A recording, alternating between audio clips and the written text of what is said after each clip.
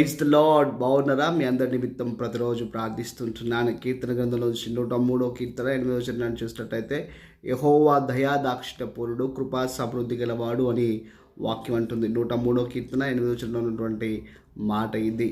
ఆయన దయను బట్టి మనం క్షమించబడ్డాము, ఆయన కృపను బట్టి రక్షించబడ్డాము.